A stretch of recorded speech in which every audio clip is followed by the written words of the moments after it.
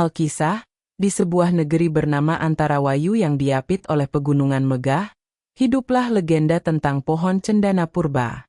Konon, pohon itu adalah jantung dari seluruh hutan, dan dari inti kayunya, Galih, menguar wangi abadi yang mampu menenangkan jiwa dan menyembuhkan penyakit. Banyak yang mencarinya, namun tak seorang pun berhasil menemukannya. Legenda ini bukan tentang mereka, melainkan tentang seorang pemuda yang takdirnya berbau wangi seperti pohon yang dicarinya.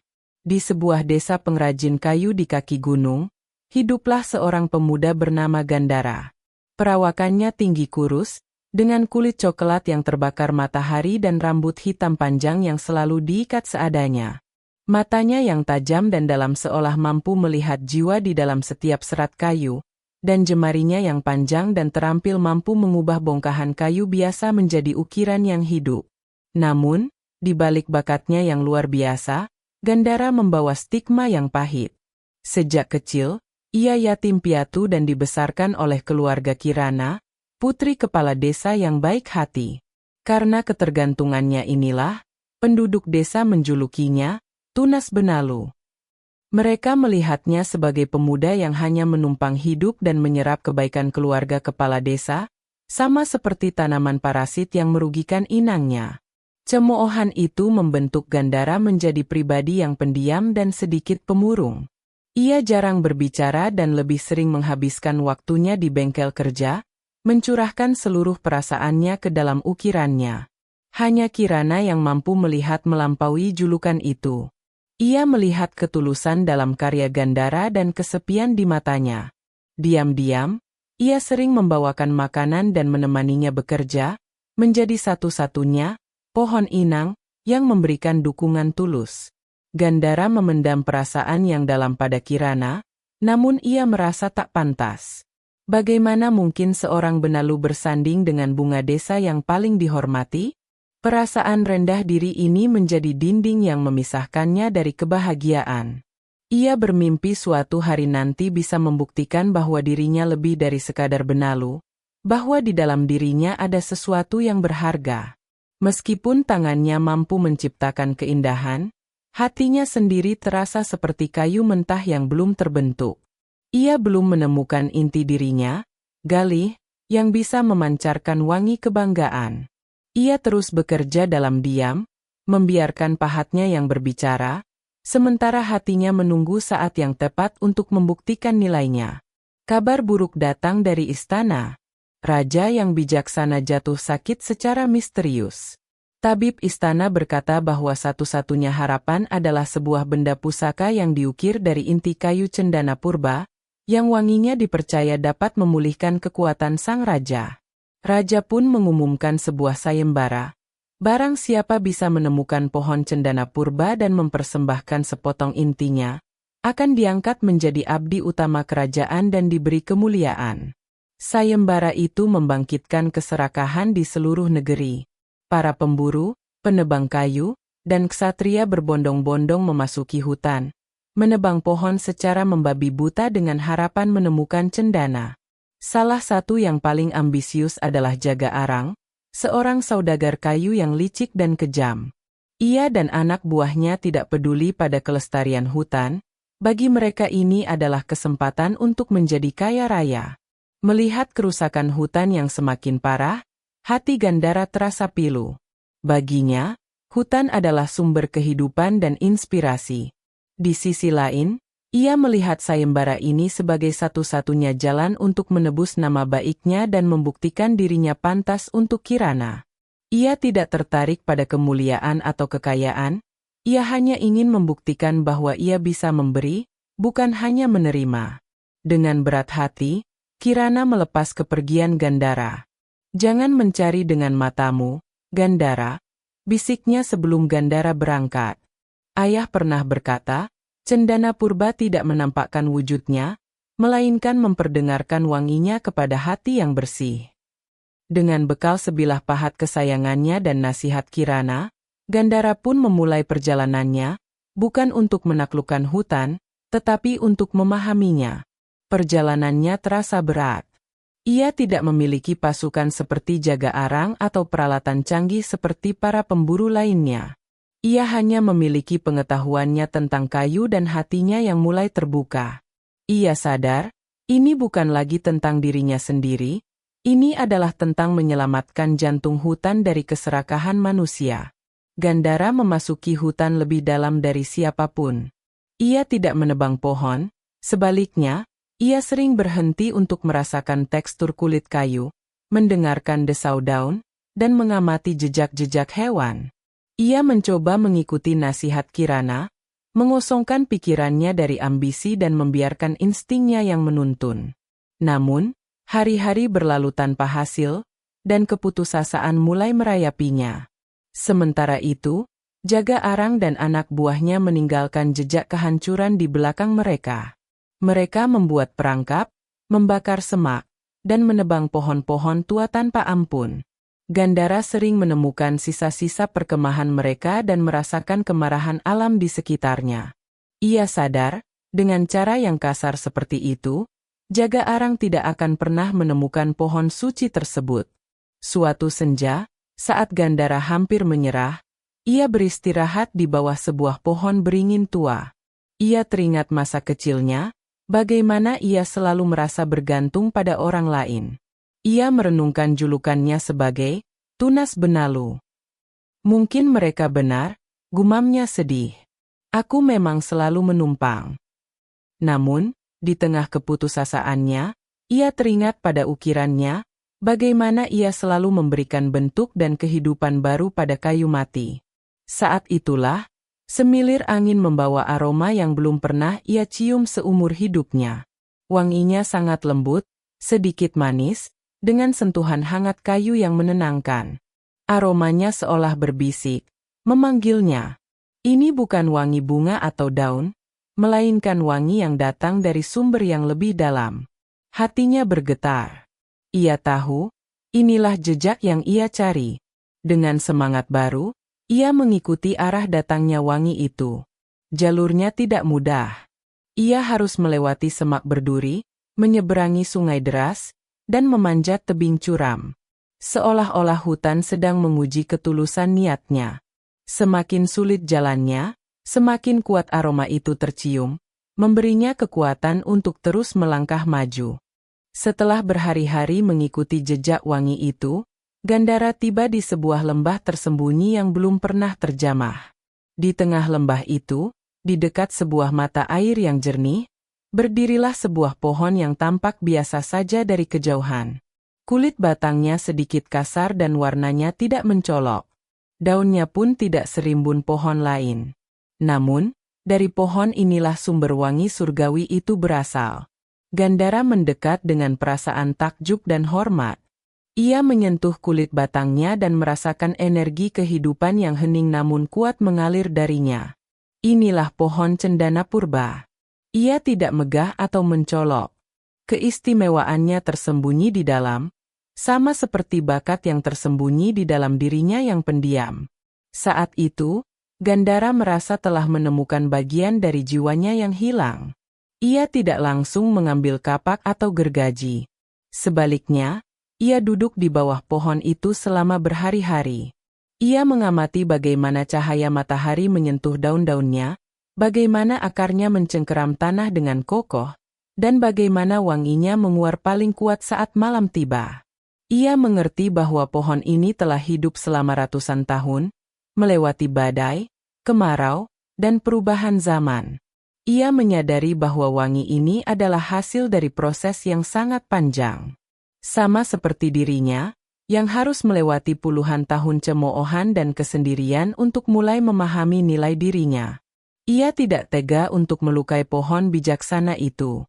Ia hanya menemukan sebuah dahan tua yang telah patah secara alami di dekat akar pohon. Dahan itu pun sudah memancarkan wangi yang luar biasa. Dengan penuh rasa syukur, Gandara mengambil dahan itu. Ia memutuskan tidak akan menebang pohonnya. Ia akan menggunakan dahan yang telah diberikan oleh pohon itu untuk membuat ukiran terbaik dalam hidupnya. Ia percaya, kekuatan penyembuhan tidak terletak pada kuantitas kayu, melainkan pada ketulusan niat sang pemahatnya. Di lembah terpencil itu, dengan hanya ditemani suara alam, Gandara mulai bekerja. Pahatnya menari di atas permukaan dahan cendana. Setiap kali ia membuat torehan, wangi yang lebih pekat menguar, memenuhi udara dan menenangkan jiwanya. Ia tidak sedang mengukir, ia sedang berdoa. Ia menuangkan seluruh rasa syukurnya, harapannya untuk kesembuhan raja, dan cintanya pada Kirana ke dalam setiap detail ukiran. Ia tidak mengukir bentuk dewa atau naga yang gagah. Ia mengukir sebuah tunas kecil yang dilindungi oleh dua tangan yang kokoh, sebuah simbol dari kehidupan baru, perlindungan, dan harapan. Ukiran itu sederhana namun memancarkan kekuatan yang luar biasa. Setiap lekuknya terasa hidup, dan dari pusat tunas itu, wangi cendana menguar paling kuat. Selama ia bekerja, ia merasa dirinya berubah. Ia tidak lagi merasa seperti benalu. Ia merasa seperti pohon cendana itu sendiri. Ia mengerti bahwa ketergantungannya di masa lalu adalah bagian dari prosesnya untuk tumbuh. Pohon cendana pun membutuhkan inang di masa mudanya. Kini, ia telah cukup dewasa untuk berdiri sendiri dan menghasilkan wangi dari dalam dirinya. Proses mengukir itu menjadi meditasi panjang baginya. Ia melupakan sayembara, melupakan cemoohan, melupakan keraguan dirinya. Yang ada hanyalah dirinya, kayu cendana, dan niat tulus untuk memberi. Ia telah menemukan, galih, di dalam jiwanya, sebuah inti karakter yang kokoh, sabar, dan penuh kebaikan. Setelah beberapa hari, mahakarya itu pun selesai. Ukiran itu pas di genggaman tangan, namun terasa berat oleh makna yang dikandungnya. Wanginya begitu kuat hingga seolah mampu menjernihkan pikiran.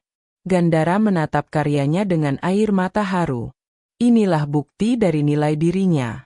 Inilah persembahan terbaik yang bisa ia berikan.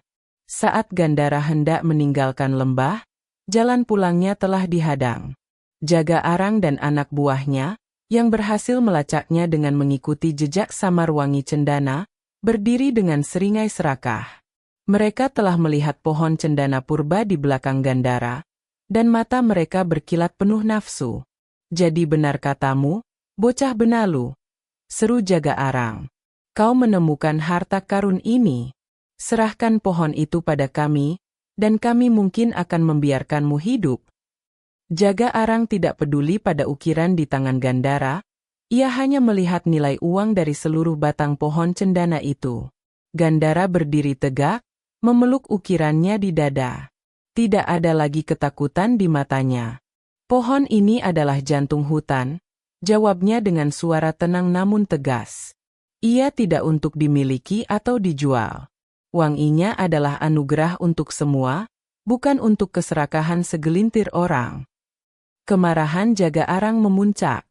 Ia memberi isyarat pada anak buahnya untuk menyerang. Gandara tahu ia tidak akan bisa menang melawan mereka dalam perkelahian fisik. Ia hanya seorang pemahat, bukan petarung. Saat anak buah Jaga Arang maju untuk menangkapnya dan menebang pohon, Gandara membuat keputusan yang berani. Ia tidak lari. Ia justru berdiri di depan batang pohon cendana, merentangkan tangannya seolah menjadi perisai hidup. Jika kalian ingin melukai pohon ini, katanya dengan suara bergetar namun mantap, kalian harus melewatiku dulu. Aku lebih baik mati daripada membiarkan kalian menghancurkan sumber kehidupan ini. Jaga Arang tertawa mengejek. Pengorbanan yang bodoh. Ia mengangkat kapaknya yang besar, siap menghabisi Gandara dan pohon di belakangnya sekaligus. Namun, tepat saat ia mengayunkan kapaknya, sebuah keajaiban terjadi. Dari ukiran cendana di dada Gandara, dan dari seluruh batang pohon cendana purba, menguarlah gelombang wangi yang luar biasa kuat. Aromanya begitu pekat hingga terasa menyesakkan bagi mereka yang berhati serakah.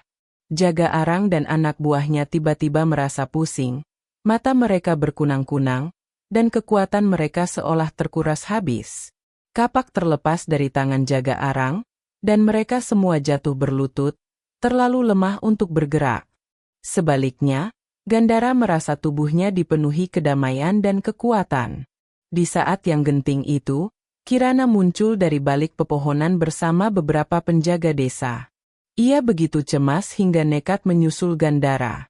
Mereka tiba tepat pada waktunya untuk menyaksikan jaga arang dan komplotannya tak berdaya, ditaklukkan bukan oleh senjata, melainkan oleh wangi suci dari pohon yang ingin mereka hancurkan. Gandara tidak membalas dendam. Ia hanya menatap jaga arang yang terkapar. "Kau lihat," katanya lembut. "Kekuatan sejati cendana tidak bisa kau tebang dengan kapak. Kekuatannya ada pada wanginya yang tak terlihat, yang hanya akan membawa kedamaian bagi hati yang tulus dan membawa kehancuran bagi hati yang tamak." Jaga arang dan anak buahnya yang lemah dengan mudah ditangkap. Gandara tidak hanya telah menyelamatkan pohon itu, tetapi ia telah membuktikan bahwa kekuatan terbesar tidak selalu datang dari kekerasan, melainkan dari keteguhan hati dan kemurnian niat. Ia telah melindungi jantung hutan dengan galih dari dalam jiwanya sendiri. Gandara kembali ke desa bukan lagi sebagai tunas benalu, melainkan sebagai pahlawan yang dielu-elukan. Ia mempersembahkan ukiran tunas cendana itu kepada raja. Saat raja menggenggam ukiran itu, wangi yang menenangkan langsung menyebar ke seluruh ruangan. Dalam beberapa hari, kesehatan sang raja pulih sepenuhnya. Sebagai balasannya, raja mengangkat Gandara menjadi pelindung agung hutan Antarawayu. Gandara menerima jabatan itu dengan rendah hati. Ia akhirnya menikahi Kirana dalam sebuah perayaan yang meriah, di mana aroma cendana dari ukirannya menjadi saksi cinta mereka. Ia tidak pernah mengungkapkan lokasi pohon cendana purba kepada siapapun, menjaganya sebagai rahasia suci. Sebaliknya, ia mulai membudidayakan tunas-tunas cendana baru di seluruh hutan. Ia mengajarkan kepada semua orang filosofi pohon itu. Ia menjelaskan bahwa setiap orang, seperti cendana, mungkin memulai hidup dengan bergantung pada orang lain, namun itu adalah bagian dari proses untuk tumbuh kuat. Nilai sejati seseorang tidak terlihat dari penampilan luar, melainkan dari galih atau karakter di dalam hati yang terbentuk oleh waktu, kesabaran, dan ujian hidup. Legenda Gandara, sang pemahat berhati cendana, hidup abadi di negeri Antarawayu.